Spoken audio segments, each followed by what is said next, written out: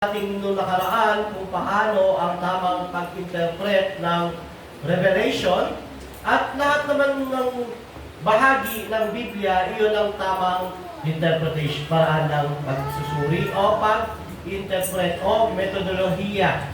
Yung tinuro nung unang lesson kung paano interpret ang Revelation ay napag-aralan na natin. Hindi lang sa pahayag, sa lahat ng parte ng Bible, yun ang ginagamit. Ang tawag doon ay hermeneutics o the science of interpretation. So, una ron ay historical, grammatical interpretation. Yung sinong sumulat, bakit sinulat, para kanino sinulat, anong dahilan ng sumusulat. Sumunod yung scripture, interpret scripture na yung mga malalabo, mahirap maunawaan na salita ng Bible, may interpret, may mapapaliwanag niya, Bible din, parang Old Testament. Yung mga paliwanag doon, mababasa sa New Testament. So, shadow iyon. So, napag-aralan din natin na sinulat ito na dyan sa 7 churches. Ano yung nais na iparating? Yung mga bagay na malapit ng maganap. Bago natin babaran pa yung libro ng Revelation, maganda pag-aralan natin yung sulat sa 7 churches na naka-align talaga para sa kanila. So, ang magiging topic natin ngayon, yung 7 churches of Revelation, which is ang Ephesus, Smyrna, Pergamos, Thyatira, Sardis, Philadelphia, Laodicea. Ito yung 7 churches na sinulatan ni John. Para sa kanila, ang sulat ng pahayag. So, pag meron mo lang 3 panimula, bakit kailangan natin pag-aralan? Ano yung magiging benepisyo sa pag-aaral natin ng 7 churches na ito? Una, para malaman o understanding God's message to the church, deeper understanding. Sa pag-aaral natin ng 7 churches na ito, makikita natin yung kondisyon ng 7 churches na nag-exist noong panahon nila na sinulatan ni Juan ng aklat ng pahayag.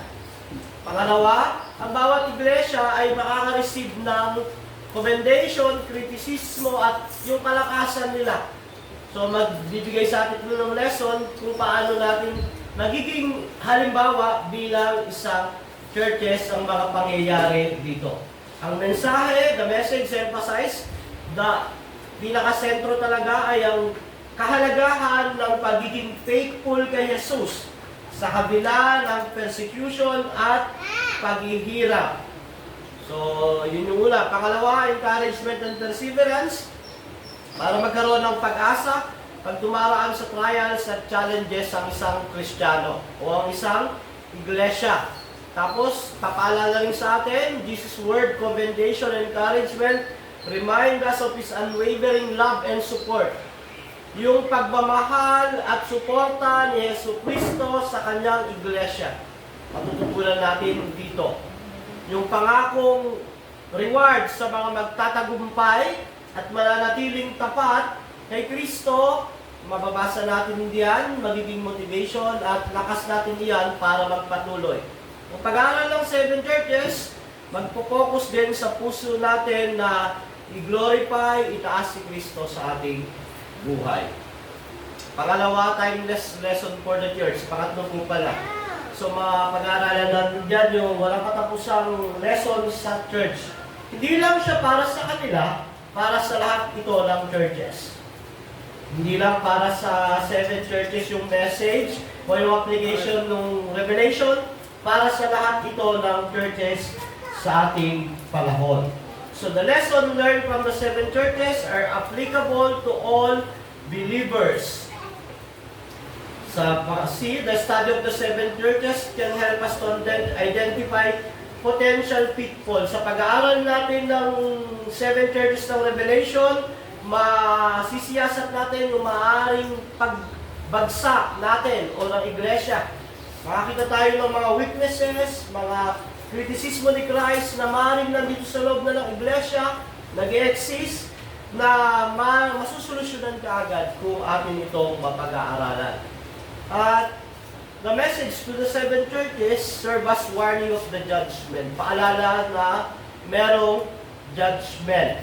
So may mga church na hindi na pinag-uusapan yung judgment, yung kasalanan, yung paghatol, na hindi raw nag-judge si Christ. Pero pag binasa mo ang seven churches na yan, dalawa lang yung walang judgment na ibinigay si Christ.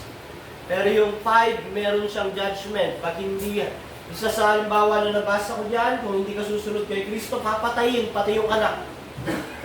Ganon ka hindi ang judgment na language ni Christ sa churches dito.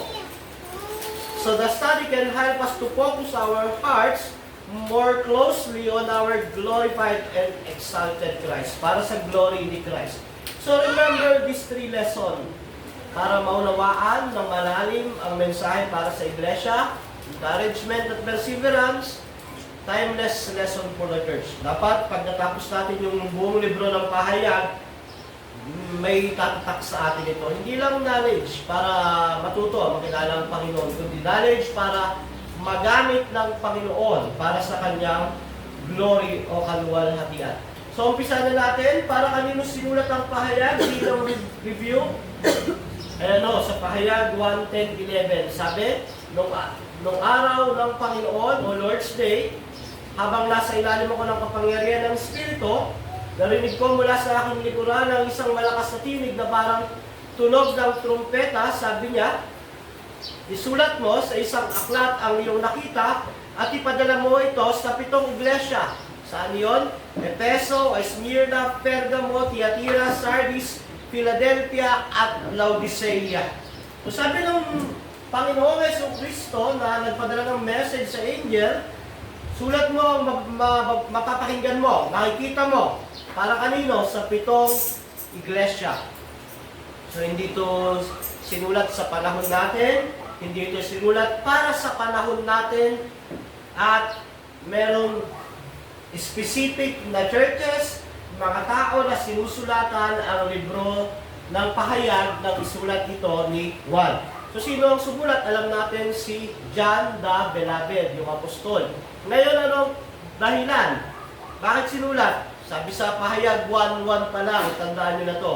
Ito ang pahayag ni Jesucristo na ibinigay ng Diyos sa kanya, na kanyang inihayag kay Juan, na alipin niya sa pamamagitan ng anghel na kanyang sinugo. Ang layunin ng paghahayag na ito ay ipakita sa mga alipin ng Diyos ang mga bagay na malapit ng maganap.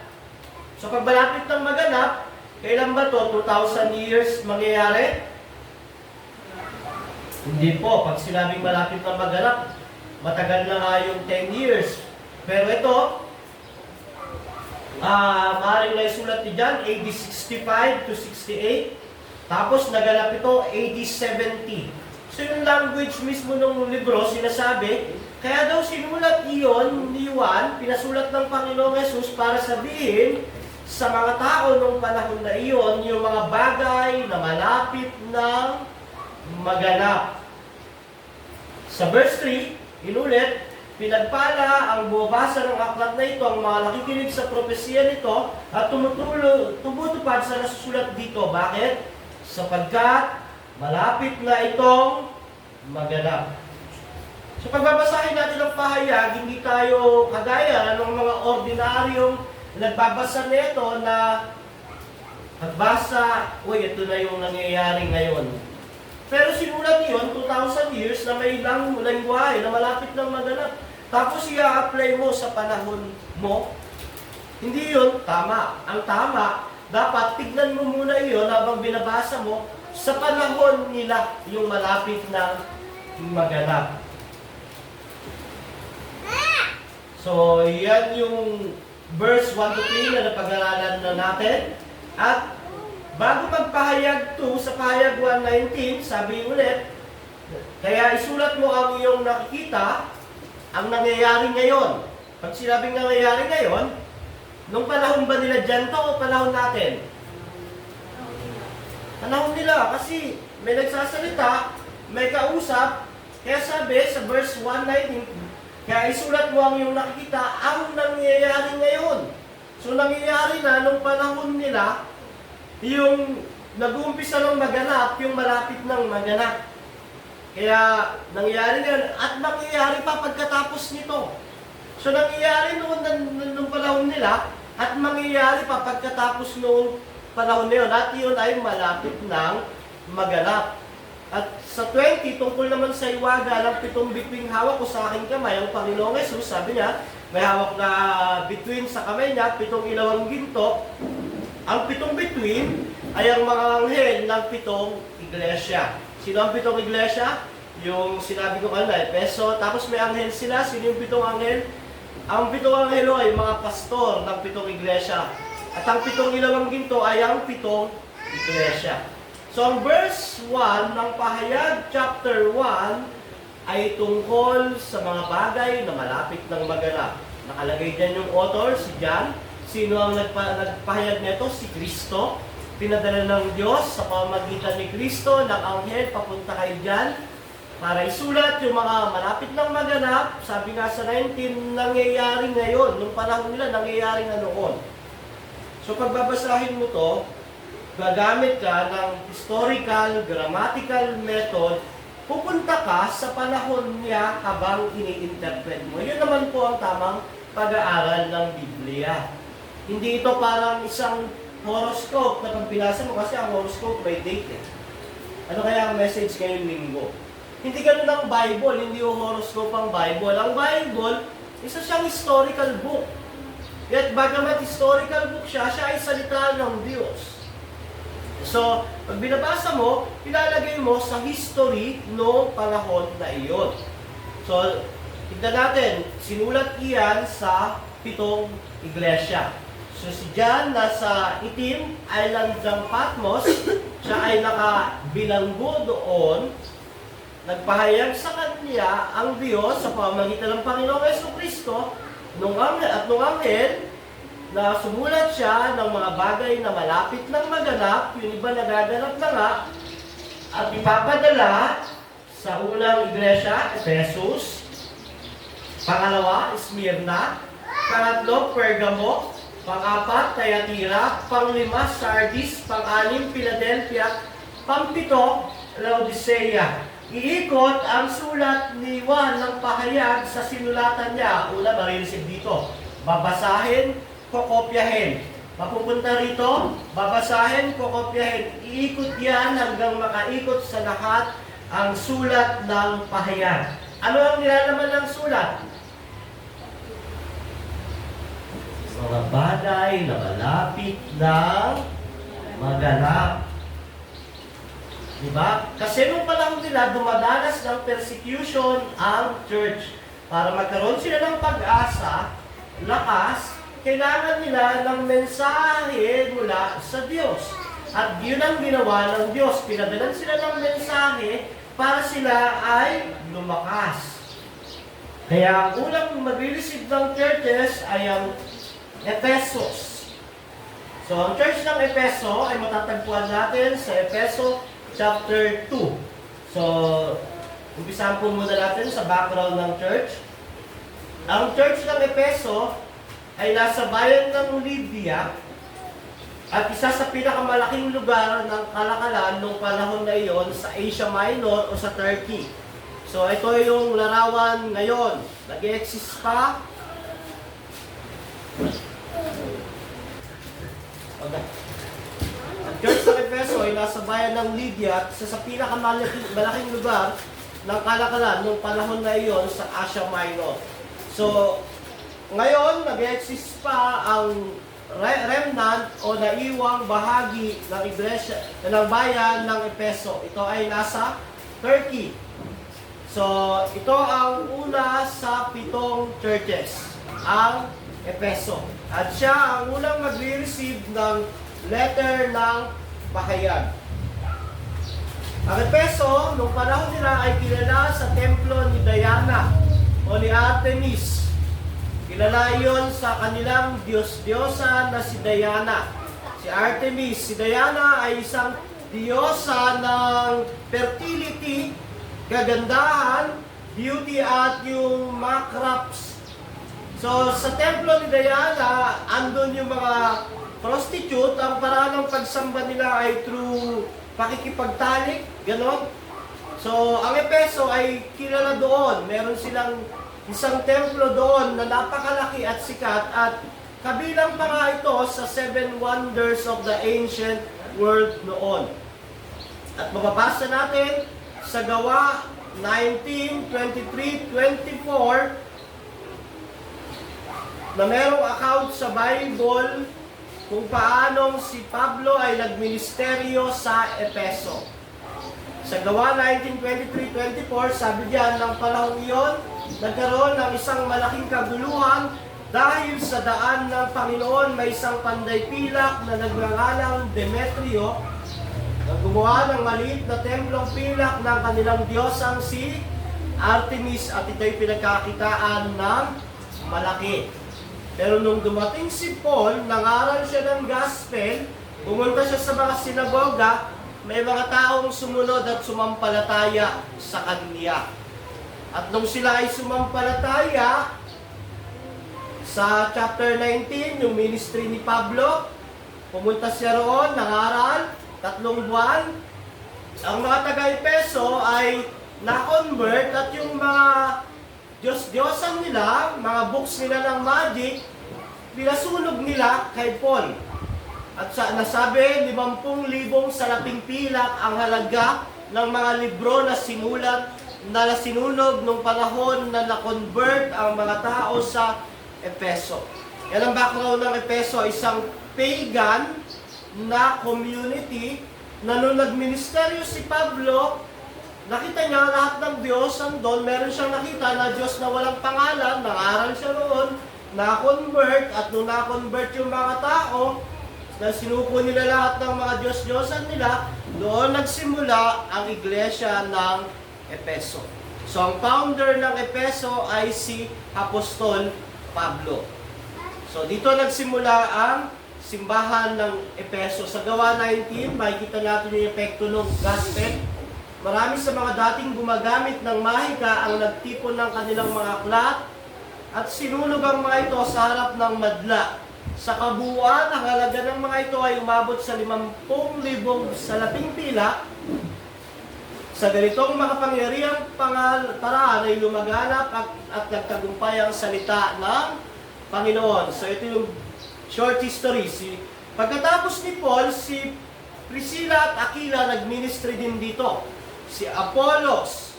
Tapos, nagkaroon na ito ng elder, naging isa itong iglesia. So napakaganda ng simula ng iglesia ng Efeso. Talagang conversion.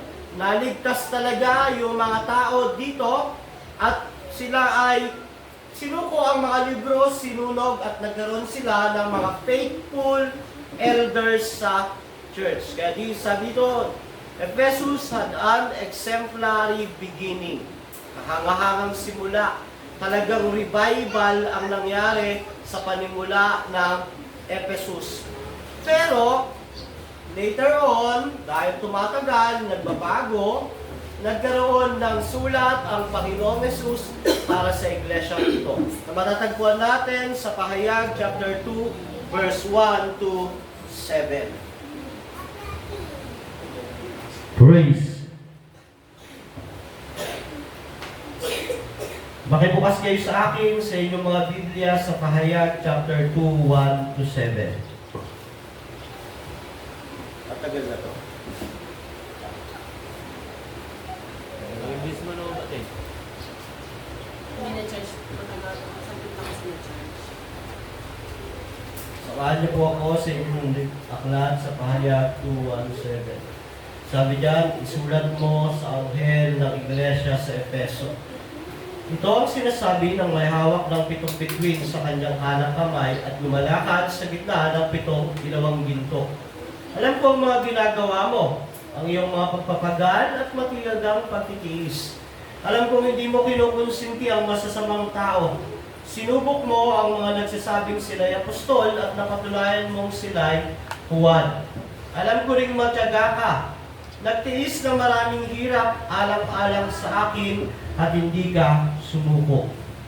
Subalit may isang bagay na ayaw ko sa iyo. Iniwan mo na ang pag-ibig mo noong una.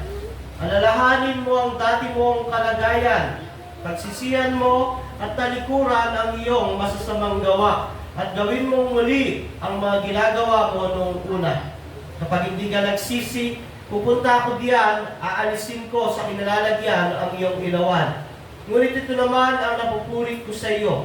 Kinapapotan mo rin tulad ko ang mga ginagawa ng mga Nicolaita. Ang lahat ng may pandinig ay makinig sa sinasabi ng Espiritu sa mga iglesia. Sa magtatagumpay ay bibigay ko ang karapatang kumain ng bunga ng punong kahoy ng buhay na nasa paraiso ng Diyos. Salamat po sa pagkabasa ng salita ng Panginoon. Makikita natin dito sa Pahayag chapter 2 ang mensahe ng Panginoong Hesukristo sa mismong iglesia ng Efeso. Bukod sa sinulat para sa kanila, ang buong libro ng Pahayag, meron din specific na message para sa kanila. At ito iyon. So nag-umpisa ang verse 1 sa nagpadala ng sulat.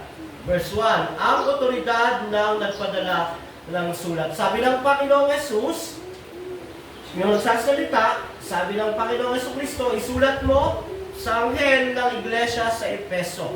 Alam natin na yung tinutukoy na anghel sa iglesia ng Efeso ay ang pastor dito o ang elder dito sa iglesia ng Efeso. At ito ang sinasabi ng may hawak ng 7 bituin. Ang Panginoong Jesucristo ang may hawak ng 7 bituin o yung 7 pastor sa iglesia na yon sa kanyang kanang kamay at lumalakad sa gitna ng 7 ilawang ginto. Yung verse 1, tumutukoy sa pagpapadala ng Panginoong Yesus ng sulat sa pastor ng iglesia na sinasabi, pinapakilala ni Jesus yung otoridad niya na may hawak sa pastor ng iglesia at lumalakad sa gitna ng iglesia. Ito yung gustong sabihin ng unang verse 1. Na si Jesus ang pinagmumulan ng liwanag ng langit at lupa na siyang nakamasid at nagbabantay sa iglesia. Dahil sa kanyang kapangyarihan at otoridad, siya ang may hawak at sumisiyasat sa iglesia. Kaya sabi ni Jesus, sulat mo ito sa anghel o sa pastor ng iglesia ng Efeso. Sino yung nagsasabi? Yung may hawak sa kanya. Yung lumalakad, sumisiyasat sa church. Makikita natin, yun naman ang realidad. Si Kristo ang may hawak sa bawat pastor sa iglesia. Si Kristo rin ang lumalakad, nakakakilala, nakakatarok, nakakakita sa loob at labas ng isang iglesia. Kaya nga, walang church na hindi under ng power and authority ni Christ. Malaki man iyan o maliit. Verse 2, 3, 6. Ang pagkakilala sa kanilang mga gawa. Pagkatapos sabihin niyon, nirecognize ng Panginoong Yesus ang mabubuting gawa ng iglesia ng Efeso. Parang isang mabuting ama, isang mabuting guro, bago ibigay yung sermon, pinapaliwanag muna, tinitignan muna yung magagandang gawa. Dito, sabi ng verse 2, alam ko ang mga ginagawa mo, ang iyong mga pagpapagal, matiyagang pagtitiis. Alam kong hindi mo kinukunsi ang masasamang tao. Sinubok mo ang nagsasabing sila'y apostol at napatunayan mong sila'y huwad. Alam ko rin matiyaga ka. Nagtiis ng maraming hirap alang-alang sa akin at hindi ka sumuko. Ngunit ito naman sa verse 6 ang napupuri ko sa iyo. Kinapopuatan mo rin tulad ko ang ginagawa ng mga Nicolaita. Sabi ni Jesus sa iglesia ng Efeso, alam ko ang mga ginagawa mo. So, ang iglesia ng Efeso, meron silang ginagawa. Hindi sila simba lang, uwi, simba, uwi. Hindi sila atin ng prayer meeting, uwi, atin ng prayer meeting. Ang iglesia ng Efeso, masipag sila, nagpapagal sila para kay Jesucristo. Ang mga tao dito, malamang ay hindi lang ginagawa ang regular na pananalangin at pagsamba, ginagawa nila ang pag-ebanghelyo, paghayo, pagtsatsaga sa mga mahihina sa pananampalataya. Sabi niya, alam ko ang mga ginagawa mo. Nagpapagal at natsagang nagtitiis. At bukod doon, sabi niya, alam ko, hindi mo kinukonsinti ang masasamang tao. Ang Church of Efeso ay masipag sa gawain, sila ay may tamang doktrina, sila ay merong church discipline. Hindi nila kinukonsinti yung masasamang tao, yung mga false believer, yung mga heretiko, hindi sila nakikisama sa mga taong nagsasabing, yan, meron pang sinubok mga nagsasabing sila ay apostol. Hindi sila naniniwala basta-basta. So, ang iglesia ng Efeso, kung titignan mo, isang magandang iglesia. Masipag sa ministry. Baka ito ay merong men's ministry, may women's ministry, may children's ministry, may evangelistic ministry. At ito ay hindi basta-basta tumatanggap. Halimbawa, may darating sa kanila, apostol ako ni Jesus. Akong mga ngaral dyan, hindi agad nila basta tinatanggap. Hindi sila paniwalain. Talagang sinusubok muna nila kung totoo at sabi diyan, napatunayan mong sila'y huwad. Sabi diyan sa verse 3, alam ko ring matyaga ka. Matyaga ang mga taga-Efeso. Hindi basta-basta sumusuko. Hindi basta-basta nanghihina. Nagtiis ng maraming hirap. Alang-alang sa akin at hindi ka sumuko. Dahil noong panahon nila, panahon ng persecution, panahon ng pagdurusa at paghihirap din pag ikaw ay isang Kristiyano. Pero sila, nagtiis daw sila, sabi ng Panginoong Yesus, at marami silang hirap para kay Kristo. At hindi sila sumuko. At sabi pa sa verse 6, kagaya raw ni Christ, napupuot sila sa turo ng mga Nicolaita. May isang grupo doon nung panahon ng Midian, o nung panahon na iyan, na mga tawag sa grupo nila, Nicolaita, na ang teachings nito ay masyadong gracious na, halimbawa, pag naligtas ka, pwede ka na mamuhay sa kasalanan, ligtas ka naman eh. Once saved, always saved naman. Okay na yan, mamuhay ka na sa kasalanan. Okay na yan, kahit na hindi ka na magsimba, kahit ano lang gawin mo, basta ligtas ka, okay na yun.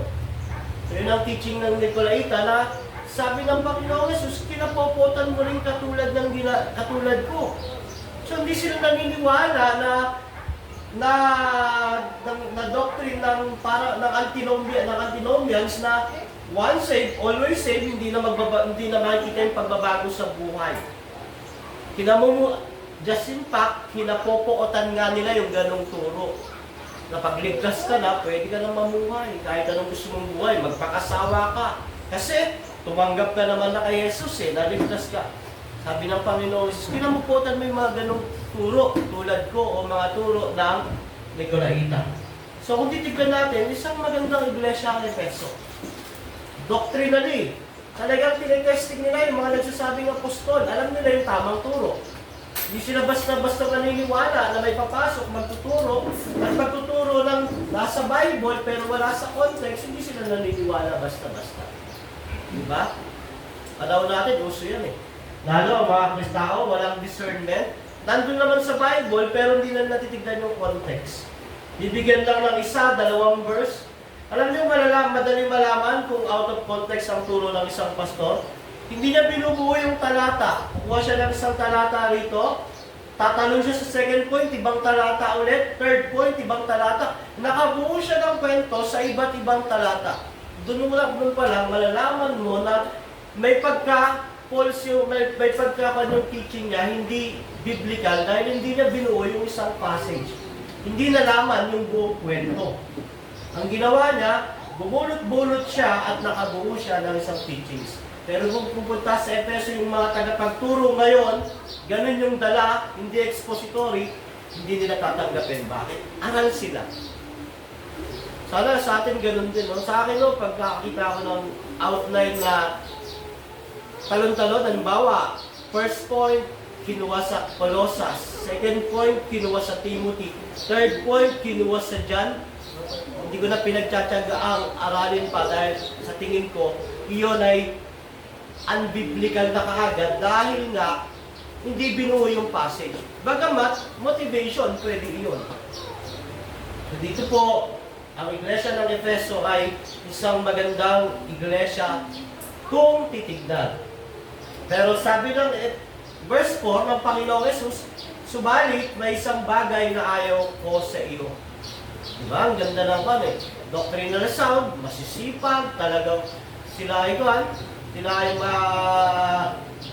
matiyatyaga, talagang malaki ang sinakripisyo kay Jesus. Pero pagdating sa verse 4, sabi ng Panginoong Jesus, iniwan mo na ang pag-ibig mo nung una.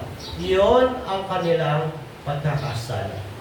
At base sa mga nag-aral nito, ito ay patungkol sa kanilang first love kay Christ.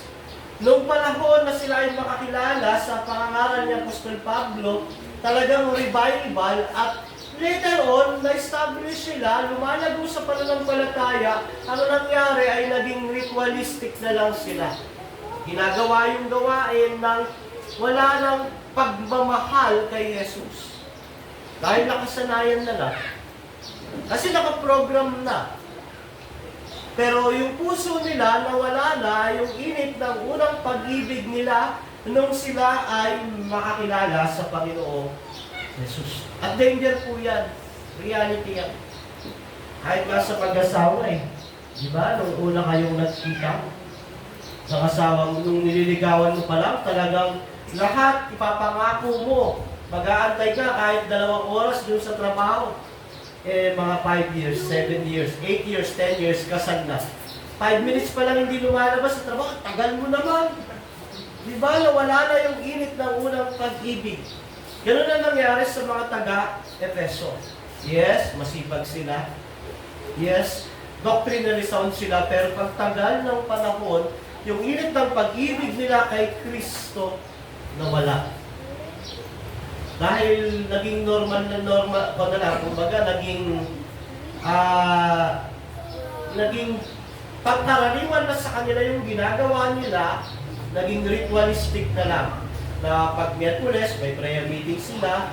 Ganun siguro, pag Sunday, may worship sila. Pag Monday, meron silang kahayuan. Pag Tuesday, meron silang ganito. Thursday, masisipag sila na pag dumating yung mga pagsubok, hindi sila magpo-compromise. Pero yung init ng pag-ibig dahil kay Kristo, hindi na nila nararamdaman. Di ba reality po yan sa lahat ng relationship?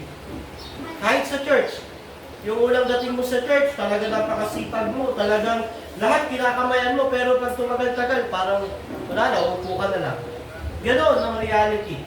So yun ang pagkakasala ng church ng Efeso. Pero ang Panginoong Jesus, merong pagtuturo at babala sa verse 5.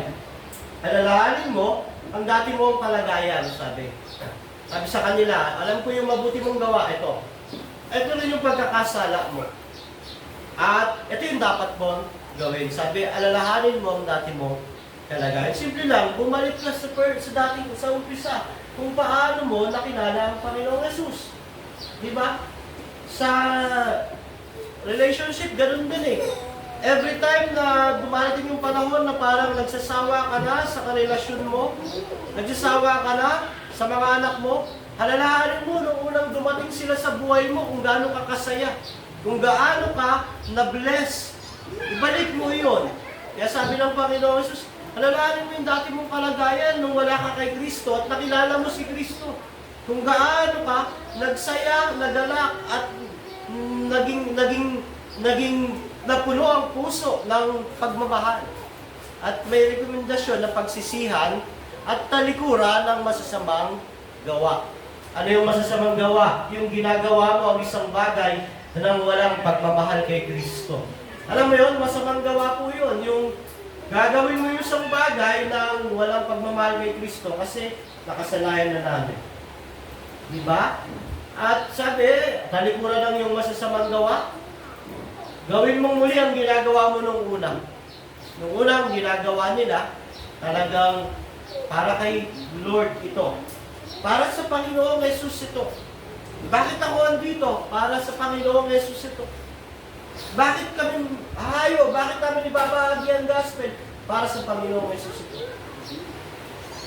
Siyempre, pagtagal, nawawala yung para sa Panginoong Jesus mo. Ay, kailangan kasi ito eh. Ganun kasi kami. Naging wala na yung sentro kay Kristo. Kaya sabi doon, gawin mong muli ang ginagawa mo nung una. At ang babala, kapag hindi ka nagsisi, pupunta ako dyan, aalisin ko sa kinalalagyan ang iyong ginawa. Nang ibig sabihin ba, mawawala ang kaligtasan? Hindi po. Hindi naman mawawala ang kaligtasan. Ang sinasabi lang, aalisin ang ilawan, mawawalan sila ng silbi bilang church. Para silang iglesia na andun lang, nag-exist, masaya, nandun sila, punong-puno ng gawain, pero walang bunga. Walang bunga. Maraming tao, masaya, maraming gawain, pero walang bunga, walang kagalakan ng puso dahil walang pagmamahal kay Kristo. Ang hirap ng isang ganong church na marami kayo. Maganda ang building nyo, maganda ang tugtugan nyo, pero walang bunga sa puso ng bawat isa dahil sa loob ng puso ng bawat isa, andun yung mga makasariling intensyon. Wala silang kagalakan, walang enjoyment ng fellowship, walang pag-ibig. Diba? Kaya kung di daw sila magsisisi, aalisin ng Panginoon yung ilawan na iyon. Yung kanilang liwanag bilang iglesia, mawawala. At alam natin na wala ho ang iglesia ng Efeso. Ilang panahon, nawala ang iglesia ng Efeso. Ang Turkey ngayon ay Muslim country. Ang panawagan sa mga magtatagumpay, ang lahat ng may pandinig ay makinig sa sinasabi ng Espiritu sa mga iglesia. Sa magtatagumpay ay bibigay ko ang karapatang kumain ng bunga ng punong kahoy ng buhay na nasa paraiso ng Diyos. So yung mga member ng Ephesian Church na magtatagumpay, susunod kay Kristo, magsisisi, babalik ang init ng kanilang pag-ibig, bibigyan ng karapatang kumain ng bunga ng punong kahoy ng buhay na nasa paraiso ng Diyos. Ano to? Fellowship with God. Magkakaroon sila ng karapatan ng fellowship sa Diyos. Hindi lang habang nung panahon nila na yan, at sa darating ng panahon, ito ay image o larawan ng Garden of Eden. Kaya nga ang Old Testament ay ang pahayag, puno ito ng language ng Old Testament. So yung magtatagumpay, bibigyan noon. So ang conclusion, pinagpala ang Iglesia ng Efeso ng mga tagapagturong tapat kay Kristo. Maganda ang naging simula nila. Subalit dumating ang panahon ay nanlamig ang kanilang pag-ibig kay Jesus, naging ritual, formalidad na lang ang kanilang mga pagsamba at paglilingkod. Ay open na rin sa atin na napakahalaga sa lahat ng ating ginagawa sa church. Dapat ang reason bakit ka nagsisimba, bakit ka umati ng prayer meeting, bakit tayo gumagawa sa mga gawain ng bata pag Sabado, bakit tayo humahayo, bakit nagba-Bible study? Dahil sa pag-ibig na ni Kristo sa atin. Dahil sa pag-ibig na ni Kristo sa atin, tayo ay umiibig sa Kanya. Kasi kung ang reason natin, bakit tayo nagpapagal, naglilingkod sa Diyos, dahil si pastor, dahil si church, dahil born again ako, hindi po. Wrong iyon. Ang tanging reason, bakit tayo nagpapagal, bakit tayo nag-church, bakit tayo sumasamba, bakit tayo nag-evangelize, bakit tayo minsan hindi tinatanggap, pero nagtatsaga pa rin tayong imbitahan sila dahil sa pagmamahal ni Kristo sa atin. At dahil din sa pagmamahal natin kay Kristo. Kung hindi iyon ang motivation, ang mga ginagawa natin ay mga masasamang gawa lamang. Wow! Kaya natutunan